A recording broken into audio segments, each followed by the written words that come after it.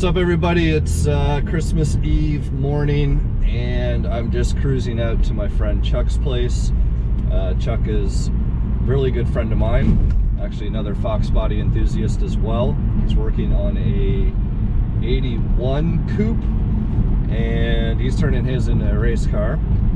So unfortunately, I don't have access to see it, otherwise I'd do a video on it. And maybe next time we're here, we can see what he's up to and what his plans are with that car. So for now, we're going out actually to his parents' place, and his parents have a whole bunch of storage. That's where a lot of my cars have been over the years while I'm away or during the winter months hibernating. And I'm excited because I'm about to announce a new project. So, you know, we did a lot in the summertime of the 3 weeks of summer 2019. But of course, summer comes to an end, and what not a better way to celebrate the new year than adding another project. So we're heading over there now. We'll arrive in a few minutes and gonna unveil to everyone what this project is. And it's something that's a car that I've always wanted to do, and I finally found one. So I'll go over the history and the story of that with you guys here shortly. But I haven't seen the car. This is the first time I'm going to see it. And the car actually has quite an interesting story, even though I haven't seen it, because I've actually I almost bought this car over a year ago, and I actually almost bought it twice, but I'll go into that shortly. So stay tuned and you can see the whole story on what's going on. Oh, Chuck's always up to something. 1990 Kitty Cat.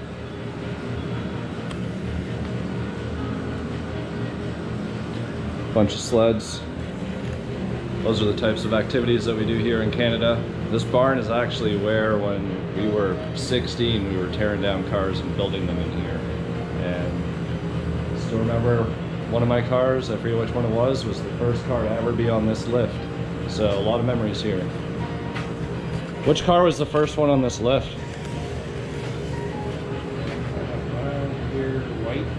There was something, because it was, I remember your dad just got it, and it was like the first one that we ever... The white one, maybe? Maybe.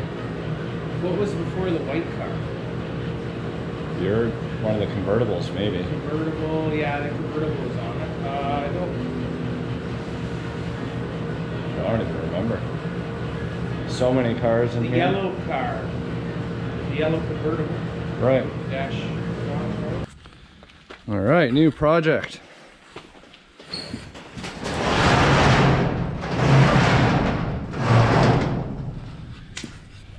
'93 Yellowbird.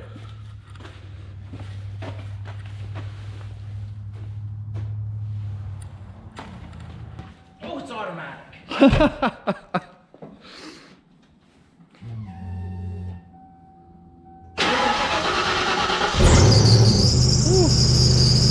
The old fan belt squeal.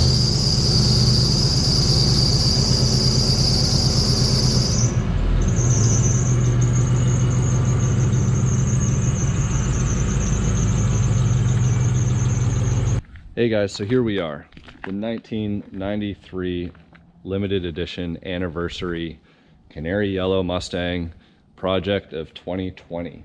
So it's the first time I've seen this car. I literally just got it finally a few weeks ago, and I've always wanted to build one of these cars. I've owned two yellow Fox bodies in the past. Neither one of them were originally yellow cars, as this type of yellow never came out until '93. So these cars feature a few different touches than you would with, you know, the normal Mustang LX convertible. They came with the anniversary spoiler, the trim above the doors and around the windshield are also painted body color.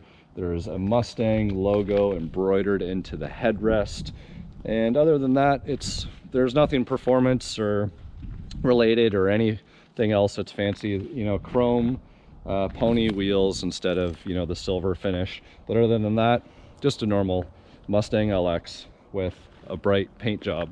So I've always loved yellow. Yellow is actually my favorite color.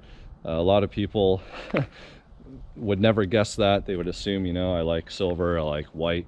a lot of the other colors that I've done my cars, but yellow is actually my favorite. So I've always wanted to build one of these cars, and I always wanted to find one that was worth modifying, because I am going to modify this car. Some people wonder, you know, why are you going to modify a limited edition? They only made so many of them. Well, this car isn't perfect to start with. We'll go into a couple of those details here in a minute. So it's sort of the perfect foundation in my case to be able to modify and not hurt the overall value of this car. And that's what I'm looking forward to. This is going to be a Detch Vert, so it is going to get a Detch body kit. It's obviously going to get lowered down. The suspension's going to get changed. The wheels are going to get changed. Maybe we'll do a 5-bolt conversion on it. And the one downfall is this car is actually automatic, so I don't know if I want to, you know, do the 5-speed conversion or not. We'll see. Sometimes convertibles are actually just nice to put, you know, it in gear and just drive. The funny thing about this car is I actually tried to buy it over a year ago. It was posted on a local Mustang forum up here in the Greater Toronto area, and the guy was running out of storage. You know, I was in Dubai trying to negotiate and see if I could find storage for the car, and he ended up selling it. So I missed out on it then. Fast forward to spring of 2019, and the guy who had bought it has it posted on a Kijiji, or local equivalent of Craigslist up here in Canada, and he was asking $5,000 more than he had paid, not knowing that I had spoke to the guy he had bought it off of. So I knew everything about the car. This guy was just trying to make a quick buck. We negotiated back and forth, and I got him down quite a bit. It's probably about $1,000 more than what he had paid. And, you know, fair enough. Everybody's got to make their money at the end of the day.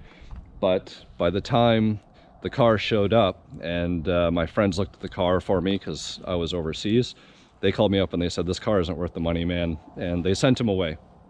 So that was the second time that I didn't end up with the car. Fall comes around this year after summer, and a guy reaches out to me on Instagram, and he's like, "Oh, you know, I love your builds, and I have this 93 limited edition anniversary yellow car. Would you be interested in it?" And I'm like, "Absolutely." And it ended up being that same car. And amazing guy. We went back and forth on price. He was so patient in terms of storage and helping me get the car picked up and over here. So here it is. And thank you very much to that owner to reach out to me, know that I wanted to build another yellow convertible, and help me out. So here it is, guys. So I'm going to show you guys exactly why this isn't a perfect car, because it probably actually looks okay on camera. So first things first, the paint has a couple touch-ups here and there. It was actually keyed, and some bad touch-ups that were done. So you might not even be able to see these on camera, but you can actually see here and here all of those key marks. The door here actually has some ripples, doesn't line up 100%. There's actually a dent here in the trunk lid, like somebody had something in there and closed the trunk lid down on it. You know, we got dents along the back here. And interior wise,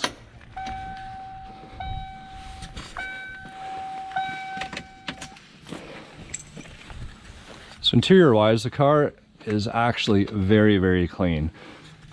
You know, even the bolster here, this can actually get fixed. Pony headrests. You know, the rear plastics are good. They put some screws in here to hold these clips in, which is a common problem.